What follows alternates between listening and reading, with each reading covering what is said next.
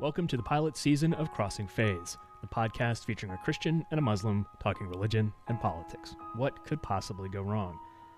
Your co-hosts for this adventure are me, Matt Hawkins, a once policy director for the Southern Baptist Convention, and my New York Muslim friend, the multi-talented John Pinna. Show notes, bios, and all our social media links are available at crossingphase.fireside.fm. If our show captures your attention, there'll be information on later episodes about sponsorship opportunities. Here now is the pilot season of Crossing Phase. Welcome back to Crossing Phase, man. Good to hear from you. It's good to hear you, too. Good to hear your voice, man. See how much trouble we can get into today. I don't know. Do we talk about military parades? We can talk about military parades. What's on your mind with military parades? Sure.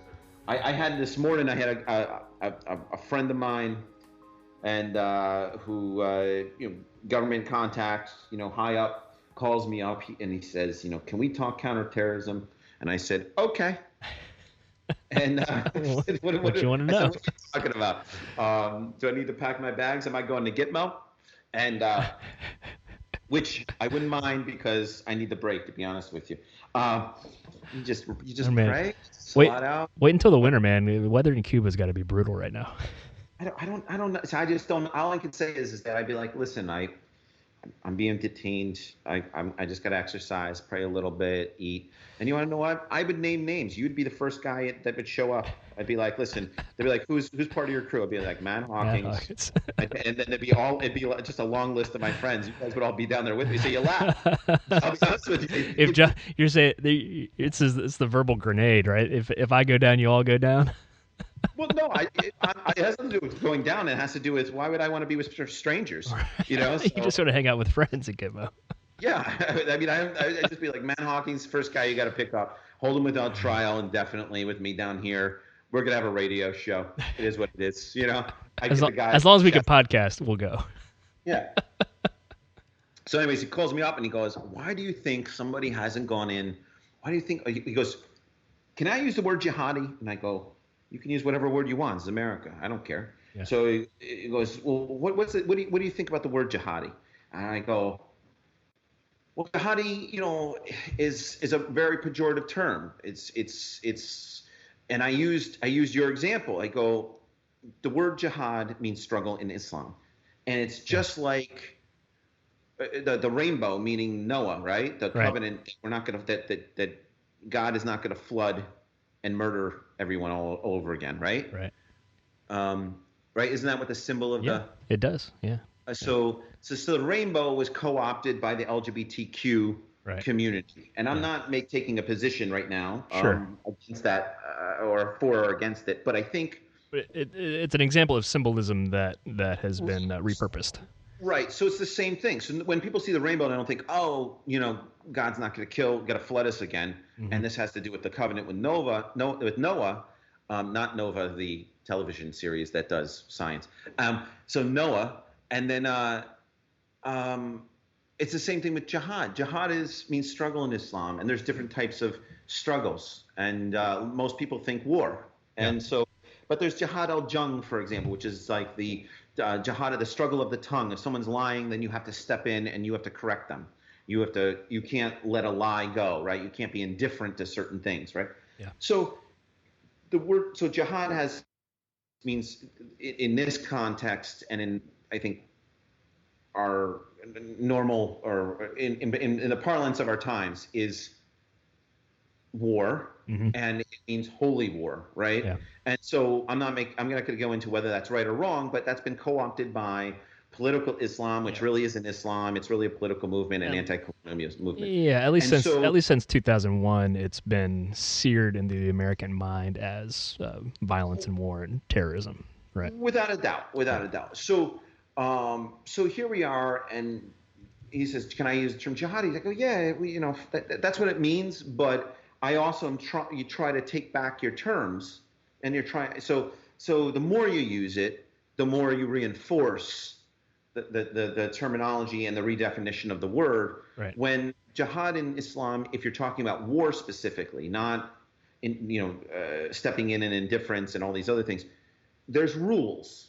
There's a rule of conduct, right? And it means you only fight on the defensive if someone attacks you first. Yeah. And even if someone attacks you, there's rules about how you don't attack women and children, you don't attack sites indiscriminately, you don't do this, you don't do that.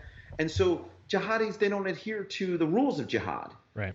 And like ISIS and so forth.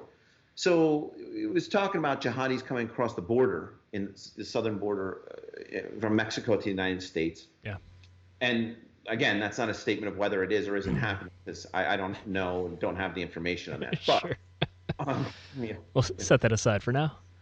Yeah, well, I don't know if that's a sidestep or not, but I mean, if you wanted to talk about it, I'd be like, well, I mean, it's entirely possible, but I'm pretty sure there are people that just want to work here. But yeah, I mean, it's not, the bulk of them are people just looking for better lives, man. Yeah, I happen to know that the evidence of jihadis coming across the southern border of the United States is quite there's not a lot of evidence to demonstrate that that's happening. Right. I mean, the biggest thing we have to worry about when it comes from terrorism is people with European passports, right. UK or European passports coming here. That's how terrorists get here. Right. And plenty of ways to get here. Plenty of ways to get here legally. What's that? Plenty of ways for terrorists to get here legally that on visa loopholes that still haven't been closed after almost 20 years. Yeah, but if you're gonna do an op, you don't want to be here illegally. Why would you want that aggravation? You want to get here legally and then do whatever business you're gonna do. So yeah. you want to be in you want to be visible, right, to some extent. Well, you want to be like the Saudis who did 9/11. Those guys came here legally. Yeah. They went to school on like education vouchers mostly, or education visas mostly. Yeah, and then the government paid for their education. Yeah, it was insane. So so the Saudis know how to do it. So anyway, jihadists and your military friend. The first part of it, and the second part was, well, he was like, how come someone hasn't walked into a jihadi hasn't walked into a supermarket and blown himself up? And I go, well, here's the problem with that sort of statement.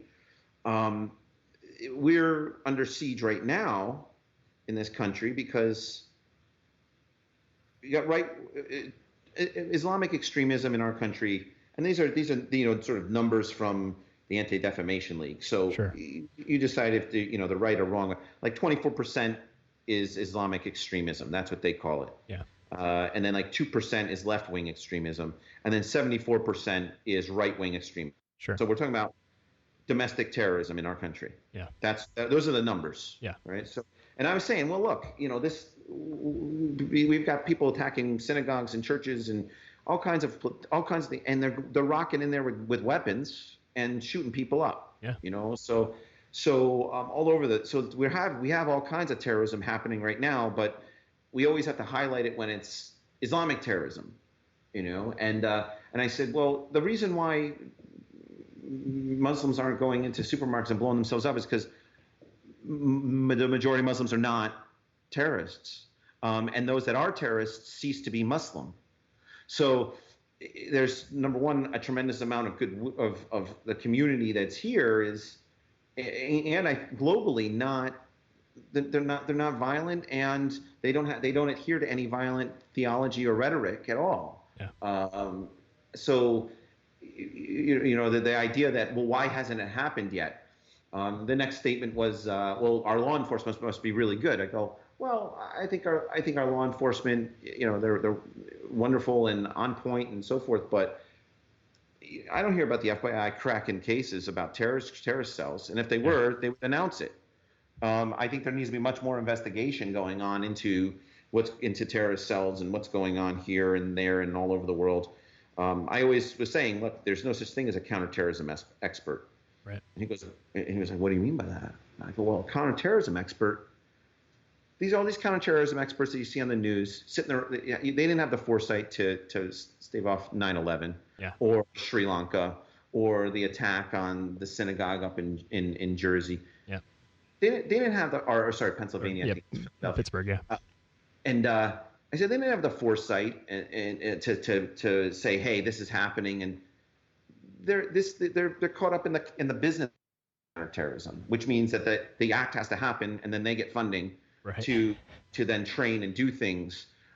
Presumably, the only real experts are the people who are investigating this stuff, who we won't hear from for years when their investigative careers is past, right?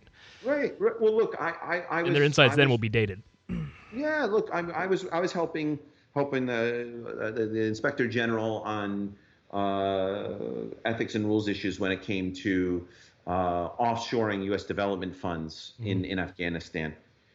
I spent a year in Afghanistan. I spent 2 years working on the investigation here domestically in the United States, and it wasn't until the third year that the investigation cracked. And you know what? My fingerprint isn't on any of this. Like no one knows that I worked hard on that, and that's how it's done. Yeah, it's the quiet stuff that we'll never see. Really.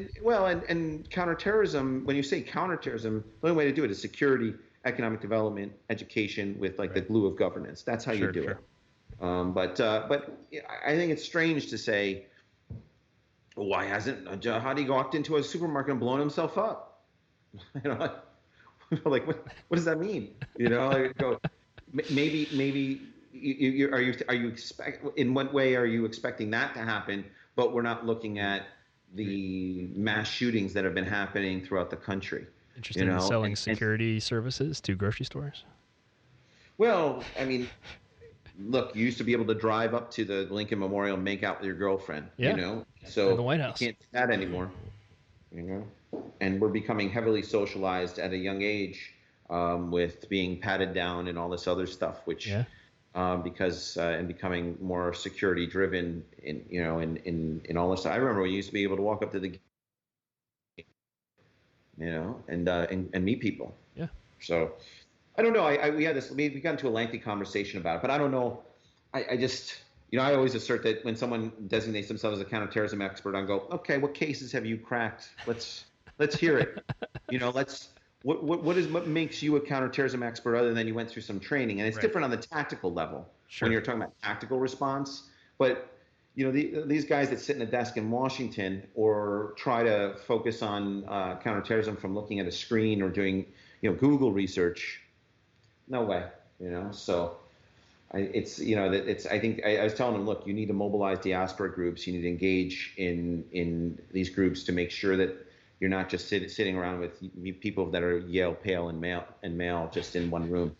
That are from Yale, that are male and pale. Yeah, so develop that a little bit. Would skip a rock across, quote unquote counterterrorism strategies that actually work, that actually bring fruit in the long game. I think your friend is clearly interested in the tactical response elements. But the counterterrorism stuff is really more of a long game that involves a lot of civil society work. Yeah. Well, I just look at it this way. Here's the thing. Let's just take across the country, right, or across the world somewhere. It doesn't matter. You can pick any country. Egypt. You got guys there that can't get married until they have a job. Can't get married. Mm-hmm. And in many cases, they've never even held the hand of a girl. So 80 million people in Egypt, 60 million of them are unemployed. And Daesh rocks in there and says, I'll pay you $1,000 a month to be to work for us. Yeah. It doesn't matter what the ideology is. The the guys are sitting there going, I got a college education. I've got all these skills. No one's hiring me. I want to get married and have a family, just like anybody else on the planet. Yeah. And so it's very, very difficult. I know in Afghanistan, if I didn't have my Panjshiri warriors that were, swore a blood oath to me, they were making $400 a month. Daesh was offering them $800 a month. So it was difficult. It's difficult for people to imagine. But imagine if you don't have anybody you have no job and you're trying to figure something out, and these are the only guys that are paying, and you don't care what their ideology is. They're going to pay the bills. So. You work in the coal mine, or you work in the you work over here and do stuff for these guys that are that just want you to stand on a corner and report out on what's happening here, and here. for $1,000 a month, and then you get to get married, have your family, pay your bills. That's not a bad deal. Not a bad gig, right? Yeah. So that's why I always say, if you're gonna, security is definitely a part of it, but Yeah. economic development, you need to offer it both to men and women in Muslim countries. I mean, that was one of the biggest problems in Afghanistan. The guys were there like, look, we don't care. Offer scholarships to women, offer economic opportunities to women, but offer them to men too. There was an exclusivity factor where they aren't offering to men. Yeah. So men didn't have economic opportunity. Yeah. And then you got to have, they get agitated and desperate and motivated to do anything and and seek economic opportunity wherever they can. Yeah, and I mean, when you got to pay the bills, you got to pay the bills. I mean, I lost everything in the crash in 2008 because I worked for the home building industry and I had my own business, and I lost everything. I lost my house. I lost all this stuff, and I was for a brief amount of time. I went back into construction, and I was hustling with a buddy of mine in New York, and we were working the night shift, so we'd leave at like 6, 7 o'clock, drive down to New York City, and we were building I forgot what it was, but it was noise attenuation stuff for the helipad down there on the East River, and we would work all through the night, get paid in cash. And then we'd get in the car and go home, 4 in the morning, beat the rush. Yeah. 5 in the morning, and and that's what you would do, and this is, before I was respectable, the guy where you would talk with me, Stop. So so you do what you got to do to pay the bills and see what you got to see, make sure you can still put food on the table, but I just think that. And that doesn't excuse anybody for going to the other side, but it was very, very difficult for the guys in Afghanistan to make $400 a month when Daesh was offering $800 to $1,000 a month. And and of course, I helped make up the difference, but with my charm and my smile, right? But I helped make up the difference. But it was very, very difficult because they ideologically didn't believe in any of that stuff. Yeah. But it's very, very difficult, I think, for people to kind of think in those terms when it comes to how Muslims, that the struggle that's happening within the Muslim community. We actually started talking about how, the primary fighters against ISIS are Muslims. The primary fighters against on all fronts against Islamic terrorism are Muslims. People don't realize in Afghanistan there's an attack. Roughly, there's anywhere between 7 to 10 major attacks a month, and there's an attack a day in Afghanistan. I mean, when I was there was a major attack, complex attack a month, where major facilities were being attacked by either Daesh or the Taliban. Gosh. And the people who are fighting it weren't international forces. It wasn't Americans, deploying out. It was Afghans, ANA, the Afghan National Army, and Afghan National Police that were fighting hard. Yeah. And imagine if you join the Afghan National Army, the ANA, the average lifespan for an ANA soldier is 7 to 9 years. Goodness gracious. When you join, you know that. And they're joining because there's no other opportunity. Yeah. And they're joining because for the right reasons, they want to fight the good fight and all this other good stuff, just like any other soldier.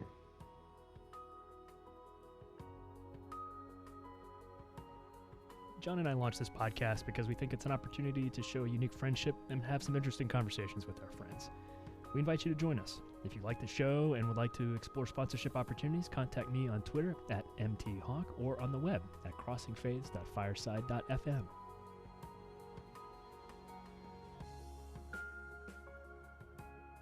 So speaking of soldiers, July 4th is tomorrow. Yes, sir. At the recording of this, July 4th is tomorrow. Trump's going to have a military parade. Yeah. I have a hard time conceiving of this, personally. Yeah. I mean, look, I have tickets to the Trump event. It's a ticketed event. I have more problems with the ticketed event. Most of my friends don't have problems with it, but I just think, 4th of July is kind of like lawn chair, barbecue, 2 boxes of beer, that sort of thing, and to have any kind of restricted, parades where everybody kind of stands on the road or can walk with everybody, generally isn't restricted areas. And that I think it's a little strange to have the Lincoln Memorial locked down for a private almost like a private event. And I understand they're giving tickets away, but the tickets that are usually given away for a White House event, for a presidential event, is at the White House, which is a secure area already. Sure. But to lock down the Lincoln Memorial and the National Mall and then have ticketed only kind of is a little bit odd to me.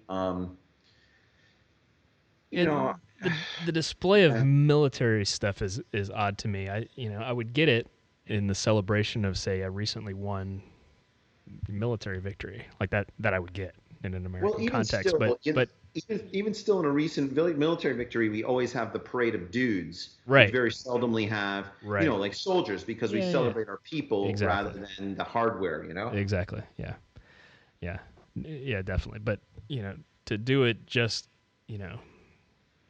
for a public event at the behest of the president to kind of boast of military power, that seems to me to be kind of contrary to what Americans typically want to do with our military gear, right? We tend to be reluctant about implementing such things.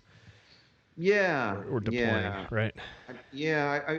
I mean, I know a lot of people that don't have a problem with it.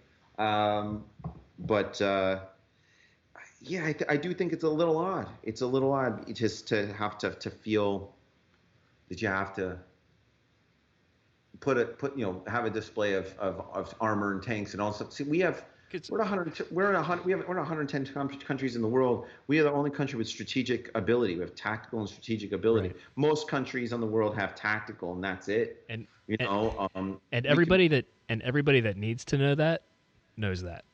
Yeah, but it's not a mystery who's in charge. Yeah, no, I mean that's the deal. I mean we are who we are, and we are everywhere. Period. So and so I don't know if we really need to do that. Generally, if you want to see military hardware, you go to military shows or like air shows and stuff like that, or to museums, and we have quite a few of those, and that's how we celebrate that component. But I think Kellyanne Conway, when her comments were kind of, if you're not if you're not for a military display, you're not American, that sort of thing. Yeah, it is a clever trap, no question. It is. I mean, I just don't espouse to it, and as an American, my opinion can differ, and sure. I'm entitled to it. That's what it's all about. But I think anybody trying to bully anybody into believing that a display of military hardware is more American than having a 2 box of beer and watching, like my friend from Manassas, cook barbecue for 7 hours, right? Which is a mystery to me. Well, I don't know if I had this story, but did I tell you this story? No, tell me this story. So I show up to this barbecue at like 10 o'clock. I figure, all right, he's going to throw some stuff on the grill. We're going to be eating by 12:30, 1 o'clock. It's going to be fine. Was this real barbecue, like smoked barbecue? He had an apparatus. I'm in New York, right? New York. So I don't know what he had, but he had something that looked like, they looked like oil barrels, right? Attached to each other, a series of them, sure, of different sizes. Something was called a smoker. Yeah. Okay. You've thrown fruit in there or something. Right. So I'm sitting there. We start rolling around, and it's we start clocking the hours, and it ends up about 2 o'clock. And I go, what are we doing here? You're in there, and all you're doing is you're moving things around. You're flipping things. You got something in there. I see you pouring fruit into there. And he's like, well, this is we're barbecuing. I go, I said, here's the problem. You're proceeding from false pretenses. barbecue to me is, all right, let's throw some stuff on the grill. It takes 2 minutes. Says the You New know, Yorker. I stand over you, and I make comments like, "Ooh, yeah, that looks nice. Oh yeah. You want to seal in the flavor. You're doing that good." That's what you do. And then, after 10, 15 minutes, 20 minutes, whatever it is, we got the corn, we got the Yeah. steak or whatever it is, the chicken, whatever, what have you, and we're all gorging ourselves. Yeah. So that's usually what it is. But we spent all day. It was like Yeah. 6 o'clock from 10 to 6. See, Man. your version of barbecue here in the South, we just call that grilling. But Right. real barbecue is exactly what you're describing and what you experienced. Yeah. Oh yeah. It was. I turned around. It was like 3, 4 o'clock, and I go. I'll just be honest with you. Smoking takes a while, man. I think we got to go and get a pre-meal. I got to pre-game my meal here. And he was like, no, it's gonna be delicious. You just wait. I go, I'm wasting away here. And what did they do? It's just, it was like 3 cases of the blue blocks of Bud Light, I think it was called. So it's just sitting on the chairs in the driveway while the thing is going, and you're watching the kids and the neighbors, and you're that guy's cheating on his wife with that guy. That dog over there he lets his dog out at night, and she's poisoning the dog. I got so much information about what everybody was doing, and I go, so you guys all know what all the crimes you guys are perpetrating, but no one's calling out each other? He goes, if we don't, then we got nothing to talk about. So this one brings the pool stuff. They go to the community pool, and they bring too many floats, the big ones, and that's a controversy apparently. Yeah. I remember that one too. So I was like, okay, but it was fun. I mean, I love going to visit my friends in Manassas because they live right across from the battlefield, and so I can in the morning I go on there and we can, it's nice to just be in the that battlefield, like right at the break of dawn. I'm a morning person, so I like to wake up with the city or town, or in this case it's the battlefield, and you hear the birds and that nonsense. But yeah, it was all day long, that thing. Next time you're going to take snacks, right? While you're waiting for the barbecue. That's what I do now. Like I rock in, and they think I'm being like nice and cordial. I'm like, no, these chips, And this is so I can survive your barbecue. I just make sure I come up with more than you should as far as stuff to bring to the function, because I'm like, we're gonna do that. But yeah, but here's the thing. Admittedly, I never knew how much I didn't know about barbecue until I went to Texas. Yeah. Texans have a few opinions about their barbecue. Texans have opinions about everything. Yeah. All right. No matter, I didn't know what toast was until I went there. Texas toast. I go, what's Texas toast? Yeah. Texas apparently is really thick toast. Yeah. Buttered in often skillet fried, I think. But but I think you could say anything. You could say, you want to know what? I'm thinking about making, an international. I'm thinking about building a nuclear power system. And Texas, well, listen, let me just tell you right now, my uncle, he used to do that all the time. You don't know first thing about, and he would bring you to their shed and have a nuclear reactor ready to rock. And they'd say, this is how you do it. It could be anything. But barbecue, there's like every restaurant, there's like 3 or 4 different kinds of barbecues. Yeah. Oh yeah. Multiple kinds. We're picky around Nashville area too, but there is a big difference.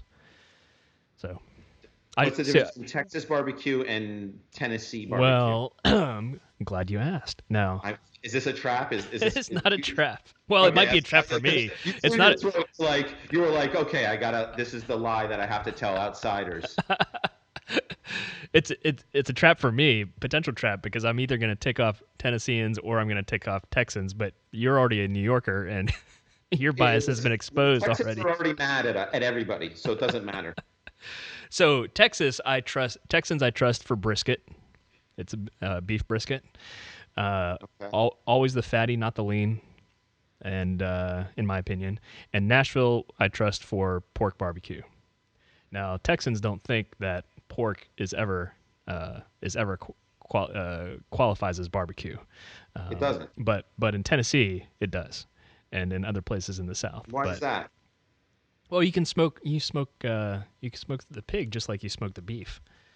Right. So, anyway, that's my short takeaway.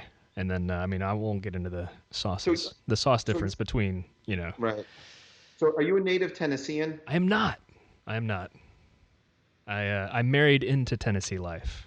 I grew up in West Virginia. Family mostly from Maryland. So, I kind of don't have a country in the whole north-south thing, but I gravitated and married into the southern thing. My wife's from Tennessee, and I've been part of the Southern Baptist Convention folks for 18 years.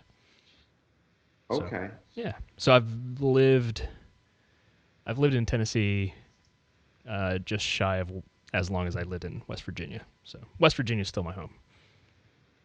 Okay. My hometown. So is it Davy Crockett? He's the guy from Tennessee, isn't he? I believe so. Yeah. So okay. Well, Davy Crockett and Sam Houston, actually, Tennesseans are very proud of having said they lent Sam Houston to Texas, and because they're very proud of him.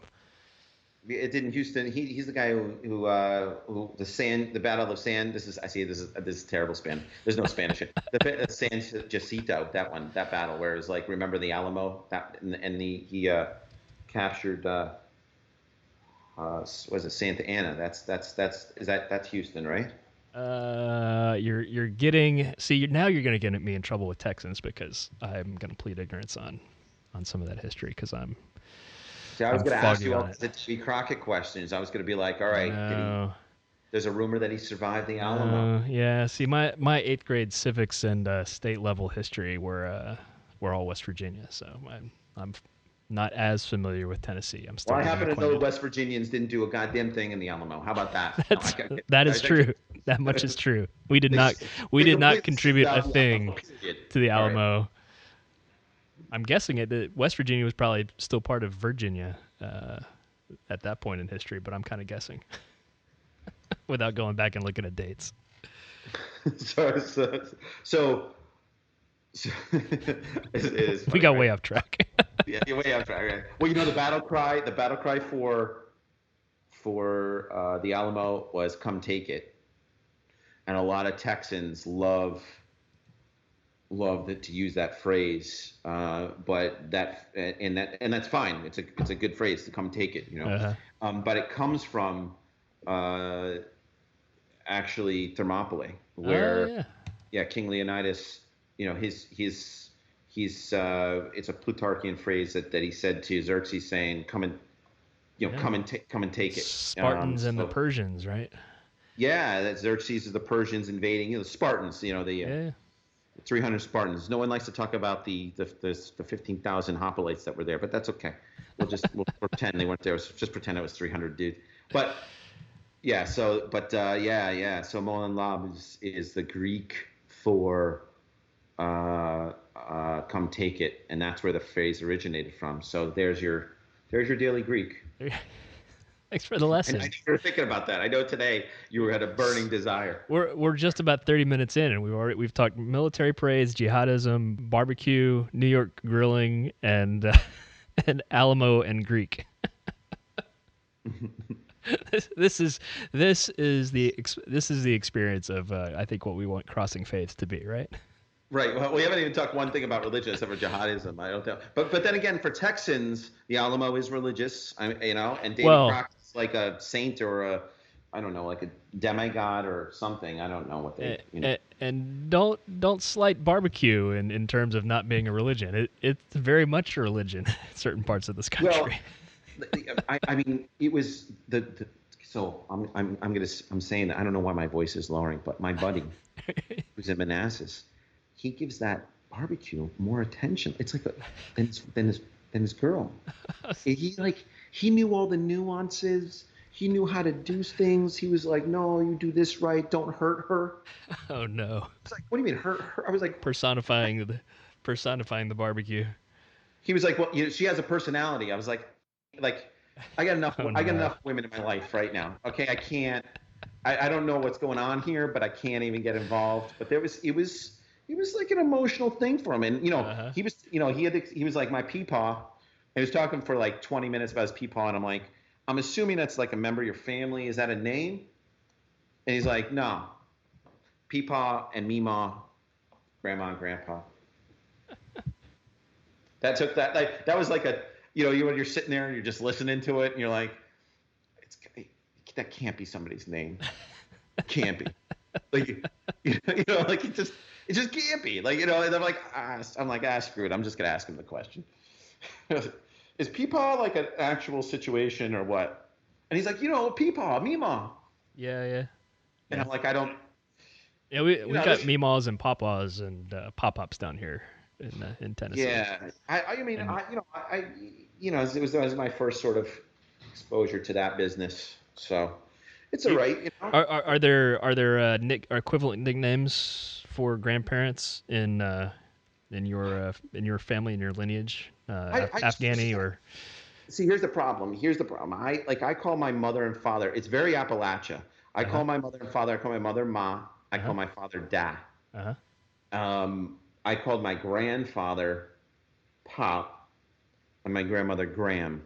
But then again, when I was a kid, I had a stuffed dinosaur and I called it Dino, and I had a stuffed teddy bear and I called it Teddy. So I'm not that creative. My dog's name is Dog. So I'm really, my cat's name was Cat. Admittedly, although I do think the best name, tell me this is not the best name for a dog. Chapatulas. Chapatulas. Where does that come from? Chapatulas is American Indian word. Right. It sounded like that. That's from, it's a road, a street in New Orleans, and I think it means bend in river because it's the road that follows the Mississippi. Yeah. But tell me that's not the best name for a dog. That's a cool dog name. Chapatulas, and you could call it Choppers, for short. Chapatulas. Yeah. Everybody's good. But your early names are like how my daughter right now names things. Is the fish in her aquarium is Fish, and the cat is Kitty Cat. Yeah. Although I think she got a stuffed dog that I think she named Keith, and I have no idea why. We don't really have a Keith close to the family.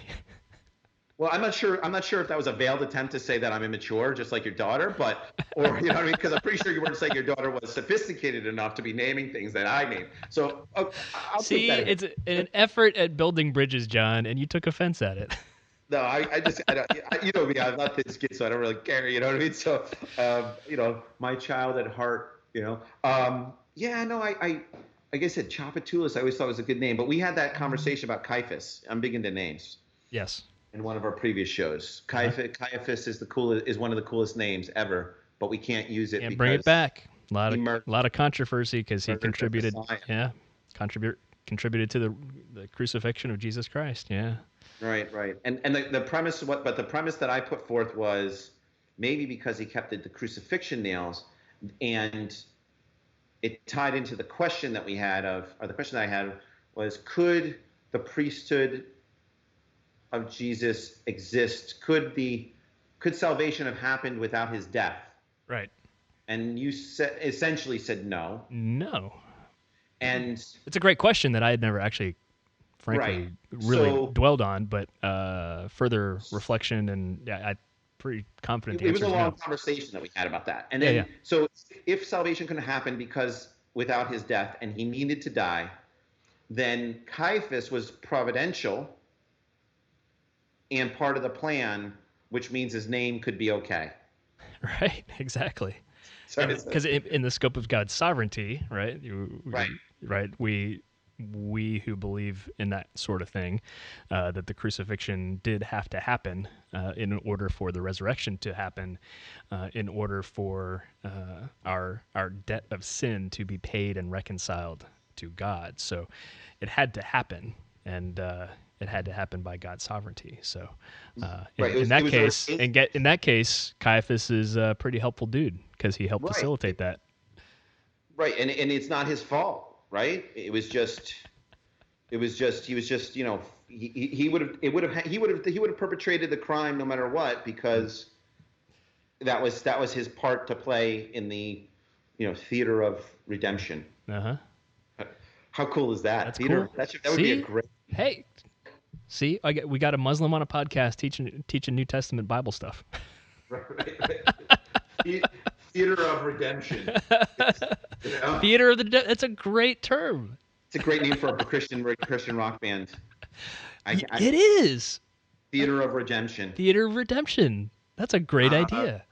Someone on it. Theater of redemption. Yeah. Copyright. Copyright John Pinna. No, copyright the. I forgot whatever we're calling ourselves as a podcast. I can't remember. I think Crossing Fades at this point. We could always change it, but I think Crossing Fades is what we're going with right now. Well, here's the thing. Until further notice. But here's the thing. I think it's important for people to realize how hard it is to name this thing. Right, because Flying Spark barbecue conversation. We were thinking about halal pork. Right. Yeah, that's right. That would make perfect sense. And it would have made perfect sense. And there's a story behind it. Right. Do you want to tell that? Do you want to tell the halal pork story right now? Well, so in China, hanging out, doing our thing, having stir fry, and I said, okay, we're gonna get some rice, and it says, well, I'll bring the pork fried rice, and he goes, no. I go, no, well, no, I'm with a bunch of Muslims, we can't have the pork, and he goes, no, you can have the pork, and I'm like, what are we talking about? Excuse me, what? Yeah, so he's like, no, it's halal. I go, what do you mean it's halal? He goes, no, it's halal pork. I go, what? I'm like, what the heck are you talking about? He says to a lifelong Muslim. Right? No, a group of Muslims. A group. Everybody's looking at me like, John, you better figure this out, right? So I'm like, okay. I'm like, walk me through this. He goes, we take the pig, and we slaughter it, in accordance with Islamic law. And I'm like, well, it's still pork, guy. You can't do it. He goes, no, you don't get it. I was like, I don't know how to. I go, look, you understand. So the whole thing with pork is, it's part of a covenant that we haven't breached, that you don't breach. It's part of the discipline of being a Muslim, just like being kosher, right? It's a discipline. There's plenty of Muslims, plenty of Jews that don't adhere to kosher. Right. This is what it is. And and anyone can opt in and opt out, in it. But most Muslims, I would say, have a problem with pork. Yeah. And we're not. I don't interpret religious texts, so I'm not gonna get into the machinations of the reasons why. But generally, back in the day, when you ate pork, it was a bad thing because you'd get sick. Right. And so, and then it was one of these things where there became a lot of theological justifications for it, maintaining the discipline of kosher, or in this case, halal. And there's different strata of that, right? So there's halal, only eating halal meats, and halal, anything that's butchered in accordance with Islamic law. Then there's people of the book. So I happen to prescribe to that one. So I can eat kosher, I can eat, Christian or Muslim food, because everybody's people of the book, right? Right. There's people that will turn around and they won't serve. They'll only serve halal food on their plates. But if a guest comes that's from another faith, they will serve food to them on a different plate, because and that's an extreme view that not a lot of Muslims share, and there's no Islamic pretense for that. It all is, and no Islamic justification. It's more cultural. Yeah. It's an application based on your theological principles, right? Is that a way to say it? Right. So there's and as we know, there's cultural stuff. So I mean, I'm pretty sure that when you have your brethren that come in, and you're doing barbecue, and they rock in with some other barbecue, and you're going, you want to know what? Obviously, the barbecue gods are going to be angry at those guys. You know what I mean? So seriously, seriously insulting what's going on. I'm not even going to put that on my grill. Do you guys even call it a grill? I don't know what you guys call it. Is there a special name for it? Well, if it's a grill, it's just a grill. There's a difference between smokers and grills. Smokers, that's it. That's the name. Yeah. That was the name, smoker. He was like, I can't. It was so hard to get my head around it. So let me ask you this. So going back to the halal pork, right? So within, the halal tradition and the Jewish kosher tradition, there's a, correct me if I'm wrong, but it seems to like there's a mix of things that are and are not halal and things that it matter, the process matters, right? Which is what your Chinese friend was thinking, right? Is that fair? Like there's some things like for beef, you know, in the kosher tradition, beef has to be slaughtered a certain way to be kosher. Is that right? And then, but like pork is just a no-go all the time, Right. Well, right? yeah, There's more, not a more, halal way to butcher a pig. it's so the idea of like, forbidden food, and look, it's in the Quran, right? So the Quran's, Quran is living word of Allah. So Kind of an authority, right? it's just, it's like, when I say living word, it's dynamic. It's as if Allah, as if God is talking to you, Right. right? So that's why it was really strange when in Afghanistan and back in I think it was 2012, there was the burning of those Qurans, and the reason why they were burned is because the U.S. soldiers, and there was a big controversy about it, there were riots, is because it's living the living word of God, right? So the challenge is that there were Taliban captives that were writing messages to each other in the Quran. So they were actually writing in the Quran and they were passing it to each other and they were writing subversive messages, which if you brought an imam in, you would have been able to say, he would have looked at that and said, oh my God, this is, I don't know if he would have said, oh my God, but he would have said, this is now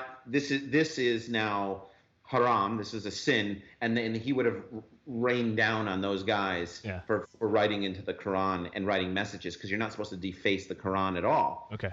Yeah. So that's my question. Is it the defacing of the Quran at all? Are you allowed to, or is it being subversive with your messages? You can be a scholar and write notes in it, but if you're writing a note to another guy saying, let's murder this guy who's capturing us, it's probably not right. You know what I mean? Probably not halal.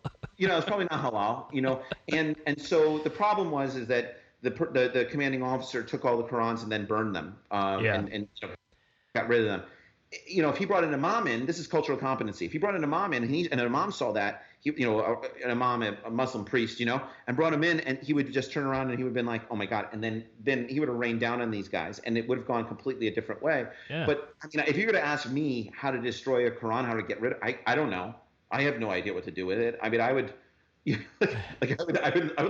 would abandon it at a mosque. If I wanted to get rid of it. I wouldn't know what to do with it, You're outsourcing. I would do a dead drop. You know what I mean? I wouldn't know what to do. So I don't know how you get rid of a Quran. But in the Quran, when it comes to meat, right, and the idea of there's a particular surah, which is the sections of the Quran that talks about why it is forbidden, and the idea is that is to maintain a discipline, right? So there's certain ways in which meat can be eaten, and so if you say like a bull, like a cow, right? Beef, right? Beef you can't eat beef if it's not killed right, and so so ritualistic killing is called qurbani, and that's done where you do a prayer and you kill the animal in a certain way so that that's considered humane, and it's also ritualistic. There's and the idea that you would preserve the meat and limit the animal suffering, as well as be able to distribute the meat appropriately to everyone who's in need, right?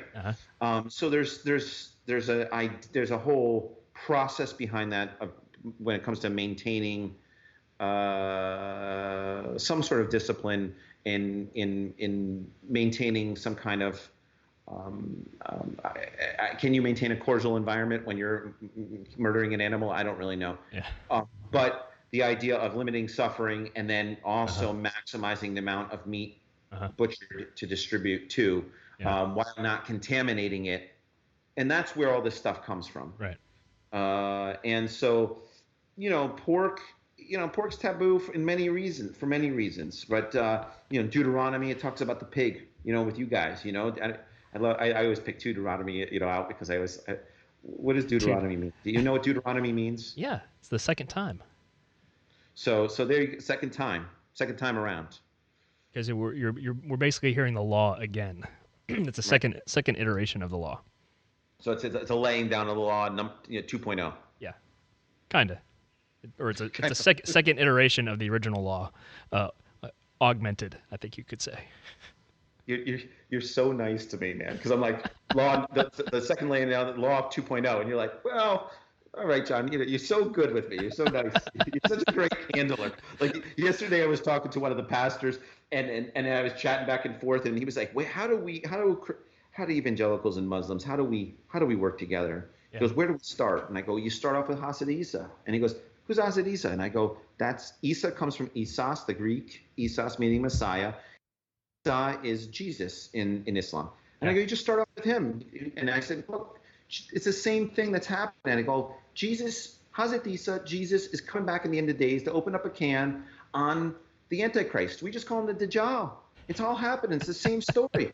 And he was like, he goes, I've never quite heard it put that way. Yeah. I go, well, is it not true? So, and he was like, well, maybe we'll just stick with that. I go, let's just stick with that. It's the same guy, Just in Islam, Hazrat Isa's he's like the good uncle that's 2 blocks away that no one ever really talks about, but is always there to bail you out. Yeah. Yeah. That's the guy in Islam. It's just not the central guy. Well, in my, to mess a little more with your 2 Deuteronomy, the interesting thing I just learned recently is the Deuteronomy, or the Deuteronomy comes, I think, from the a Greek translation of it, and earlier Hebrew words and rabbis called it, the book of admonitions, or these are the words. Later they called it a copy of the law, and that gets into the second law thing. So it's actually apparently not. it's accurate, but not entirely descriptive of what's in the book. So anyway, moving along. No. So when it comes to the pork thing, there's a couple of reasons for it. Yeah, no.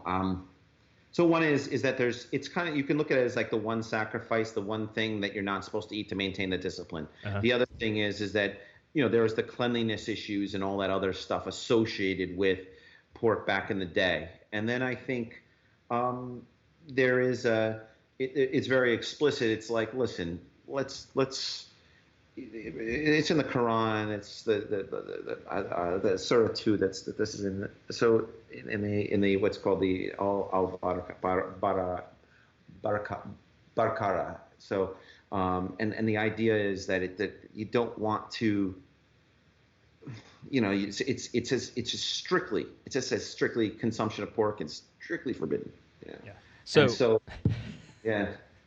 So you're in China with Muslim friends.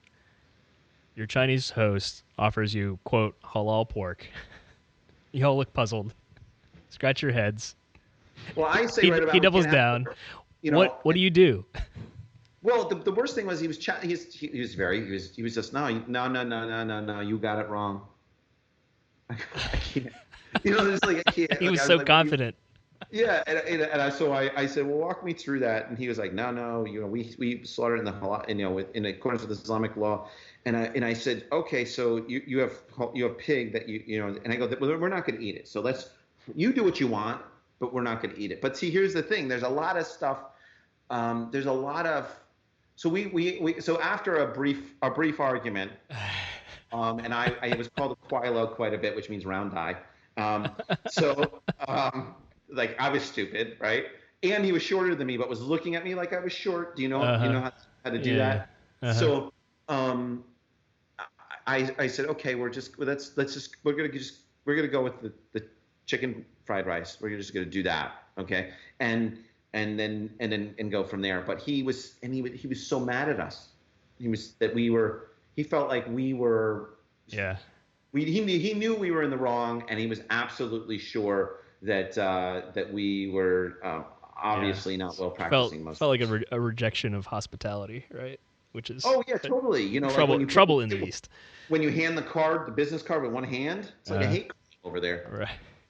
You know, like sometimes you can't do it. But serving halal pork, that's the way we're gonna go. Yeah. So so we were gonna go with halal pork because you're Southern Baptist. I'm presumably halal, and then that's how we were gonna go. But we decided with crossing faiths. Yeah. We did. We were going to do the crescent and the cross. Crescent and the cross was an option. Yeah. But it was too crusader-ish. Yeah. And then I liked sex I liked sex and religion, but sex. SECTS. Yeah. But everybody said that was overdone. But I still like that one. I still still makes me laugh. I still laugh every time I do it. You know, it's like bathroom humors. Any bathroom humor. Apparently it's an overplayed joke in the religion news quarters. Yeah, I mean, I don't know, but I used to teach a class called Sex in Islam, and everybody used to come and go, oh, sex in Islam. Oh, that's funny. You're punny. No, because they all thought they were going to hear about eyes and toes, you know. Seduction in Islam, which it's the same as it is anywhere else. So what I hear you saying, John, is you're okay with Trump's military parade as long as they serve halal pork on the National Mall. This is going to come back to haunt me. It's going to be halal pork. As long as it's halal pork, tanks, missiles, everything's great. Go for it. You know, ticketed event, lock down our public monuments, make it happen. This has been Crossing Faiths with John Pinna and Matt Hawkins, a podcast of Rolltop Productions. You can continue the conversation with us if you dare on Twitter via @MTHawk or @JTPinna. Love it or hate it, we'd appreciate your review of our program wherever you glean your favorite podcasts, especially in the iTunes store.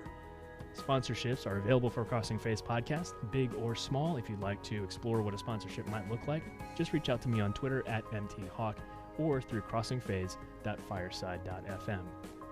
Music for this episode is by Scott Buckley via scottbuckley.com.au, and we proudly host Crossing Faiths on the fireside.fm podcast platform.